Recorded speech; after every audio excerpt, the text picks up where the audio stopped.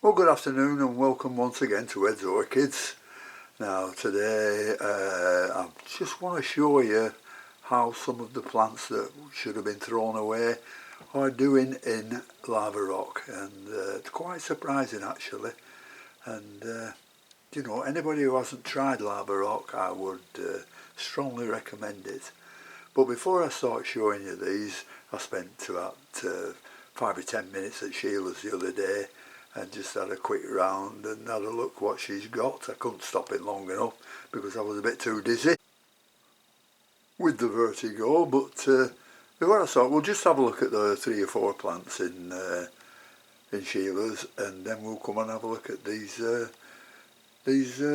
rescued plants I've got, and I'll also show you some things that are in lava rock that are coming into bloom. And the beauty about the lava rock is that it gives all the plants a wet and dry period without being able to overwater them. So that's a great shout out for the lava rock. Anyhow, we'll get on and we'll have a look at Sheila's. These are just out of Sheila's greenhouse now. Big plant this, lots and lots and lots and lots of spikes on. I keep trying to tempt her to put a few plants in lava rock, but I can't tempt her at all. She'll not change anything. And there again, if things are working, why change? I think she's got a Phragmipedium somewhere that's doing very well, so we'll just have a look at that. Well, here it is, and I've just looked round the bottom there after I repotted it a couple of weeks ago. Look at the new growth. I can't get round there, but there's a spike coming up there. There's a spike just forming a bud. There, this is difficult with one hand holding this because it's a ton weight. I'll just put it down for a minute and have a proper look. Well, I'll just put it back up there where it belongs, and it's Lemoniarianum. Nice little flowers on, just a nice size too, don't get very big. But I've just had a look at this and counted the new growths on, and there's 8 new growths coming up, from very small to about 2 inches. Absolutely beautiful. Wet through it is as well. This is another on a mount, Shinorchis,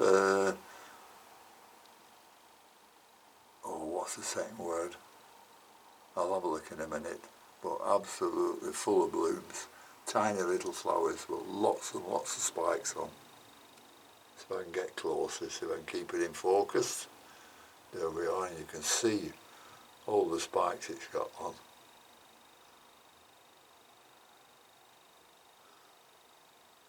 Oops. Just a bit dizzy yet with this vertigo.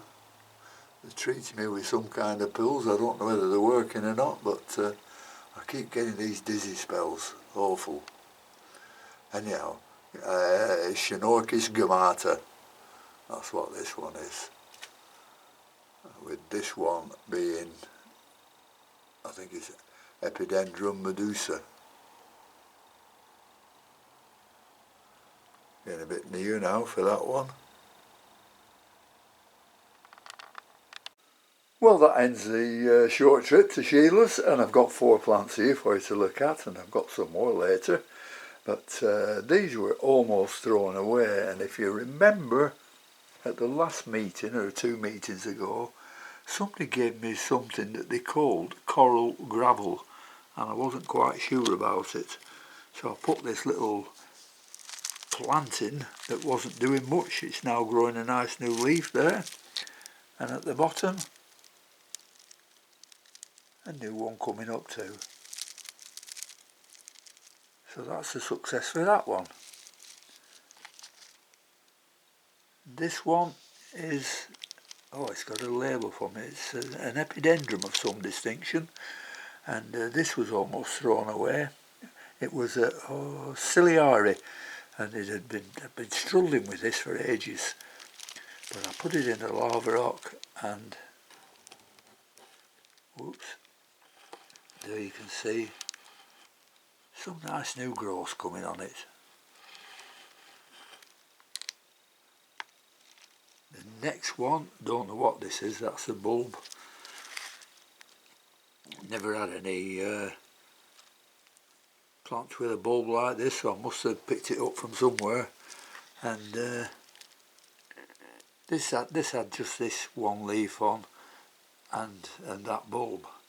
But now it's got a little growth growing there, and a nice one growing there, with new leaves coming on, and nice roots showing. See, you can't go wrong with this lava rock, but you've just got to give it time to develop. And the last one for these is another that was just two growths on it, never did anything, and suddenly it's put up a new growth. Can't see any roots on the top yet, but I'm sure there'll be some there. And I don't know what this one is. I apologise for not having any labels on them, but as you know, when you get to throw them away, you throw them away and then you think, no I won't, I'll plot them up again. And that's why these have got no labels. That one's lucky to have a label. So we'll have a look at some more what the lava rock's doing. Well, as you know, I've got them all inside now, and trying to get rid of all the slugs and what the damage they've done to these Phalaenopsis. But this one's doing okay. It's put a nice new spike up. Plenty of buds coming on. One little bloom's just starting to open there. And get it in focus. So that's doing okay. Got another one there that's not doing much. It's growing, putting a nice new leaf up, but not coming up with any spikes yet. Now this is a Phalaenopsis Renoir, and these Phalaenopsis are taking about 3-4 months to adapt to lava rock, but this has, and you can see that little bit of white thing there is dolomite lime, and this has put up some, only one thing with 3 buds on, but nice and pretty when they do open. Phalaenopsis Renoir. This is Phalaenopsis LD Sun Dragon. That's growing a nice new broad leaf there, and it's done wonders on the roots.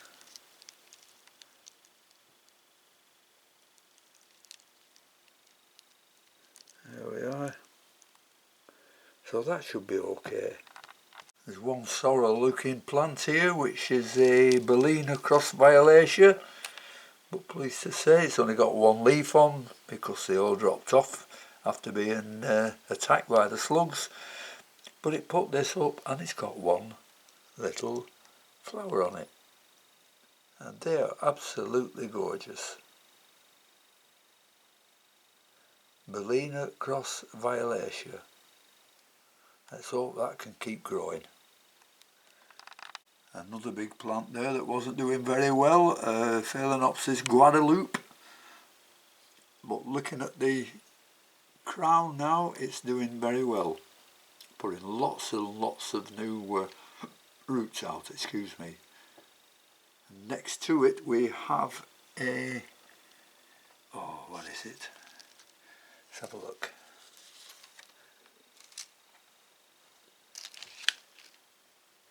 This is where I start knocking everything over.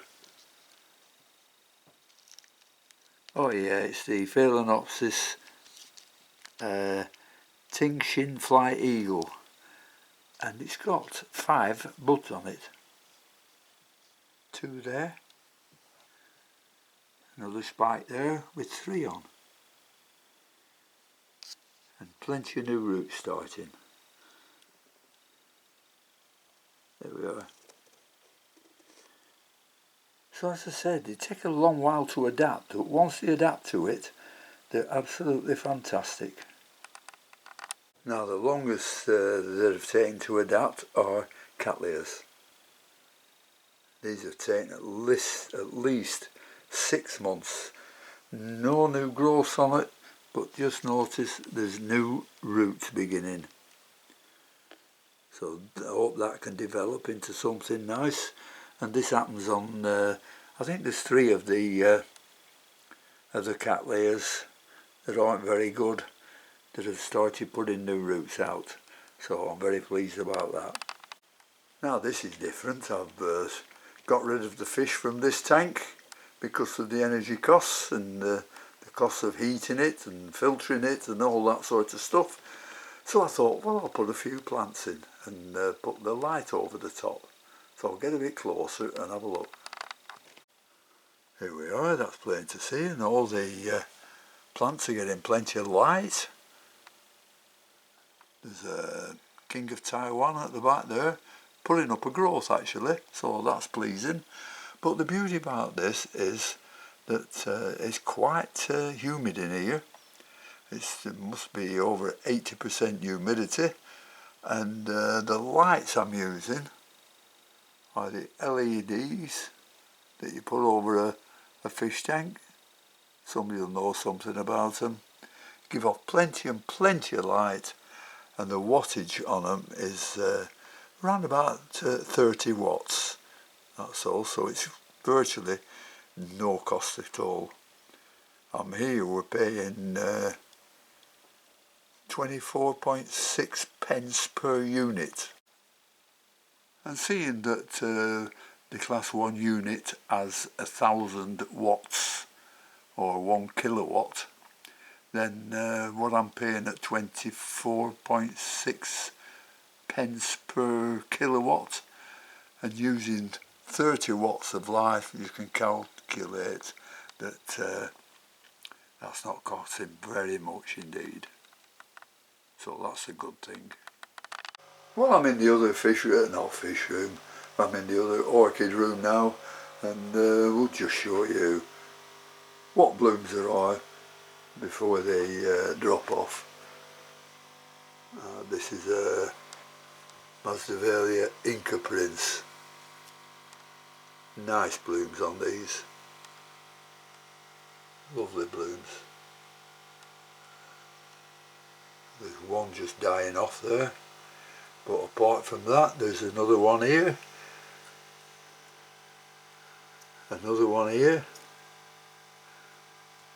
another one here, another one here. So all these are all together. 1, 2, 3, 4, 5, 6, 7. So there's 7 blooms on that up to now. This is the Phragmipedium. The plants is dropping off, you know. Well, no, the plants drop off. The buds drop off. They don't age or anything. They just drop off. But they've got some more behind this, so it's a nice sequential bloomer. Is this one, and this is Carol Cancer. There's a bloom just dropped off this this one here. Just forget the name of that now. What is it? Let's have a look. Phragmipedium. God, my memory. Oh, Andean Fire. Andean Fire. You should get a bit more than these. I mean, it doesn't. The flower it had on, and it's got as Andean Fire. Doesn't look like an Andean Fire that I used to have. So I wonder if it's a mixed up. Well, a mixed up hybrid of this one, but anyhow, we'll see after. It's got beautiful red, deep red blooms on it, but the petals are so narrow. So if anybody has an idea what that could be, please let me know. But that's about all I can show you, apart from one growth on a Angraecum. And the only one I've got to show you is this Angraecum veitchii. I've had it donkey's years. I've cut the monopodial stem way down there. Plenty of roots growing in here, all over the place. Nice new growth there. doing quite well there. It's grown that in about a year, so that's not bad for these. And a nice new spike there. So these are very similar to the other Angraecum I showed you at the beginning of the video, and I hope these are just as nice when they do come out. So thanks very much for watching. Until next time, I'll see you later. Bye.